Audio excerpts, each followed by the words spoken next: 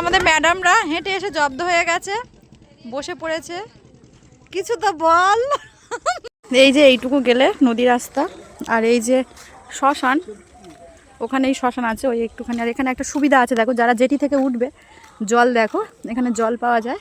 ওই যে 1 টাকা দিলে 1 লিটার জল, 5 টাকা দিলে 10 লিটার জল, আর 10 টাকা দিলে 20 লিটার জল। তো এখানে এই বিশুদ্ধ জল পাওয়া যায়। আর আমার দিদিরা চলো জেটি ঘাটে যাচ্ছে, একদম প্রপার সুন্দরবনেই আমি এসেছি। এখন একটা বেড়াতে যাওয়ার নৌকো ডুবে গেছে, ওই যে সব তাদের তুলে নিয়ে যাচ্ছে, এক্ষুনি এটা খবর পাওয়া গেল। মানে যারা বেড়াতে আসে, সুন্দরবন বেড়াতে আসে। ডুবেছে কি শিওর ডুবেছে? ও মানে যাদের ডুবেছে তারা খবর দিয়েছে, তাই তো?